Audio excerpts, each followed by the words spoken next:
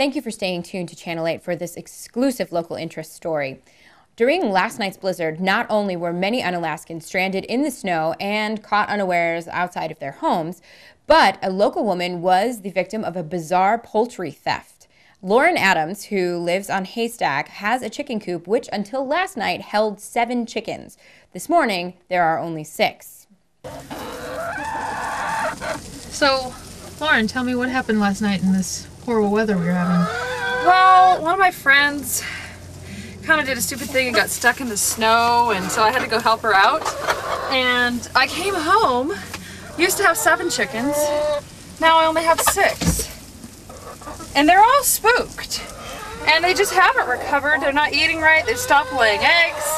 I don't know what's going on, but somebody took a chicken. Well, all I saw were huge footprints all around the chicken coop. The footprints were way too big for a man, even a really tall man. So I don't know. I'm really confused. Nobody saw anything? Nobody saw anything. Well, the neighbor saw something. Yeah, this was really, really weird. I came home from work last night, you know, it was storming like crazy, and there's a lot of fresh snow on the ground. And when I got out of my car, I saw these really weird footprints. They were big. I mean, really, really big. And I don't know, like maybe a foot across, and they looked like they had giant claw marks at the end. I mean, I've never seen footprints like that. I don't have any idea what kind of thing might have made it. But I mean, they were weird enough that I decided I was going to follow them. I mean, even though the weather was bad and I really wanted to go home, I decided I was going to follow them. So I followed them, and they came. I'm not really sure where they started, but they were going right past where all of us park our cars here. Mm-hmm. And I kept following them, and they went over to my neighbor's chicken coop. I mean, I followed them right to the edge of the chicken coop. And I mean, they just seemed to end there. I didn't even see that they turned around and left. They just stopped right there at the chicken coop. It was really weird. Yeah, and you know, one of the things that I was thinking when I saw these footprints, when I got out and I saw them, I mean, the first thing I thought about was, wow, this looks like kind of like those footprints they were talking about, you know, the stories you hear of the outside man with these giant feet and claws. That's actually what I was thinking when I saw it. It's like, wow, is this the outside man? But then I thought, oh, that's crazy. That's crazy.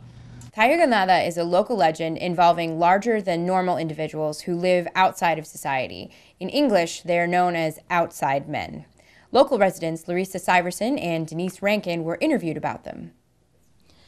Well, what I've been told by, my family members and elders and a few stories I've read is that it is a man, usually a man, who is banished from the tribe or the village. Maybe he did something wrong or just is ill-willed in general. Or sometimes they go on their own. They live outside on the outskirts of the village, sometimes way, way far away from the village, but they do kind of cause a ruckus every once in a while. Like they'll come in and just take whatever they want, sometimes they kidnap kids, women, whatever they want. Well, I don't exactly know what the outside man is, except my grandmother used to tell my brother and I when we were misbehaving that if we didn't behave, then the outside man would come and get us. And was that scary for you? Oh, of course it was.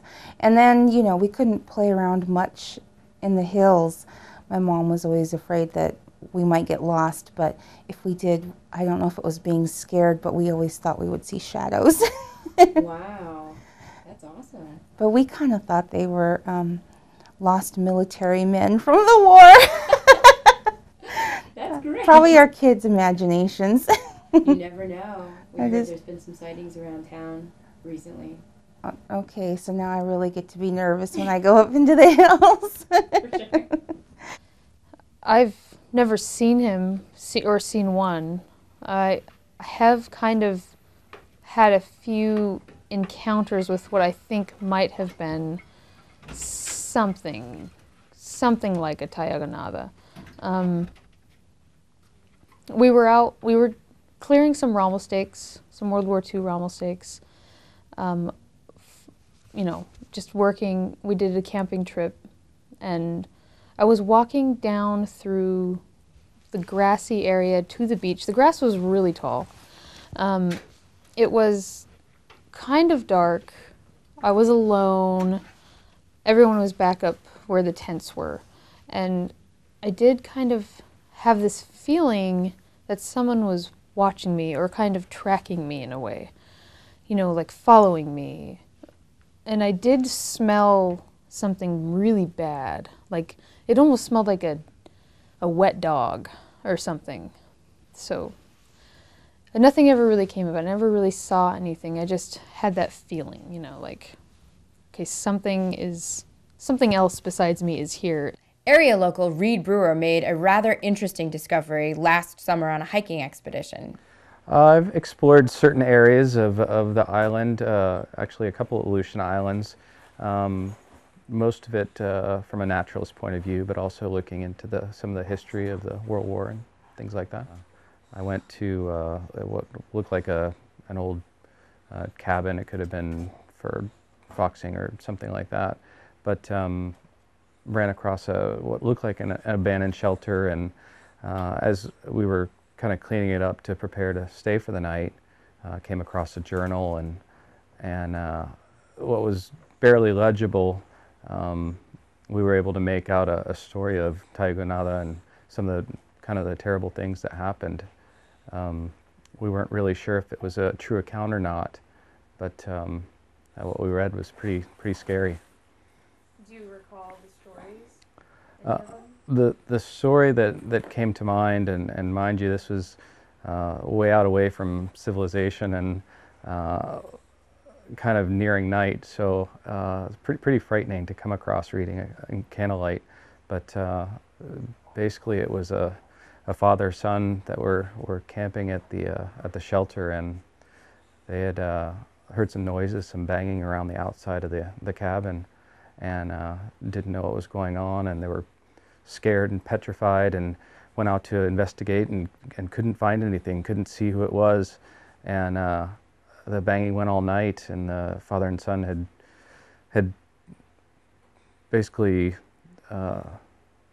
were at their wits' end, and the last entry in the journal, which was more chicken scratch than anything, because he was so scared about Tayuganada coming in, and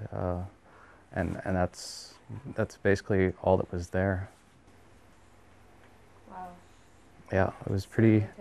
Well, you hope it's not true, but it's based on what we saw. We've gained a whole new respect for that, and camping and kind of exploring out has never been the same.